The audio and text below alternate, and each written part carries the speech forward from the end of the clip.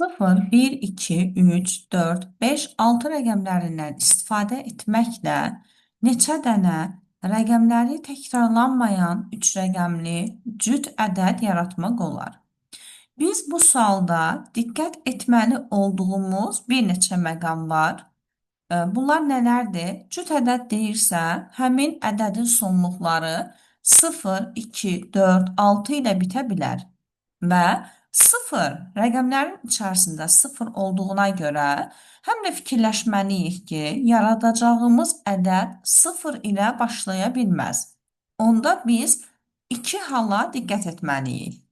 Biz bir halda sonluğun yalnız sıfırla bitə biləcəyi 3 rəqəmli cüt ədədləri yaratmalıyıq. İkinci halda isə sonluğun 0 yox, yəni 2, 4, 6 ilə bitəcəyi cüt ədədləri yazmalıyıq. Onda 3 rəqəmli ədədimizi A, B, C deyə qeyd edirəm.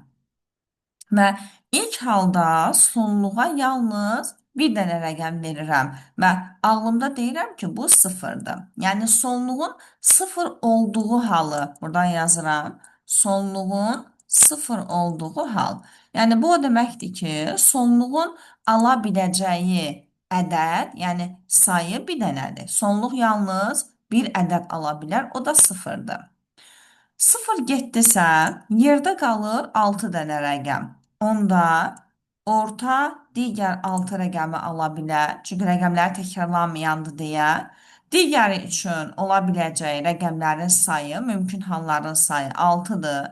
6-sından hər hansı birini aldısa, yerdə hansısa birini aldı tutaq ki, yerdə 5-i qalır və bu rəqəmdə digər 5-ini ala bilər.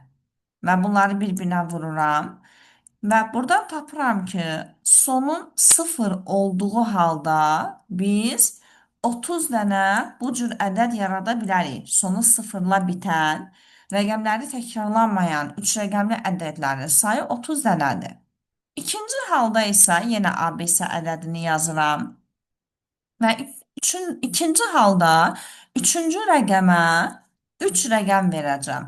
Bunlar da hansı rəqəmlərdir? Sonluğun 2, 4, 6 ilə bitdiyi hallardır sonluğun. Sonluq 2, 4 və ya 6 ilə bitərsə, yəni sonluğun ala biləcəyi mümkün halların sayı 3 dənədirsə, tutaq ki, sonluq 2, 4, 6-dan hansısa birini aldı. Məsələn, 6-nı aldı.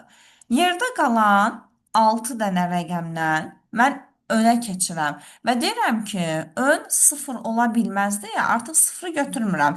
0-ı da götürməsəm, mümkün halların sayı 5 dənə olur. Yəni, birinci rəqəm üçün mümkün halların sayı 5 dənədir.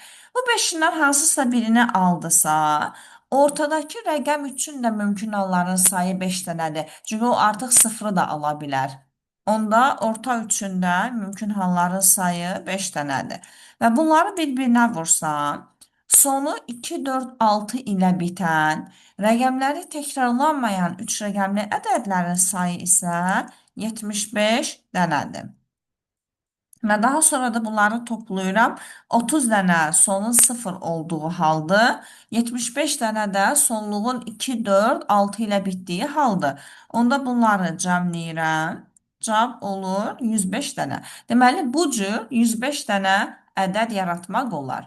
Doğru cavab 105.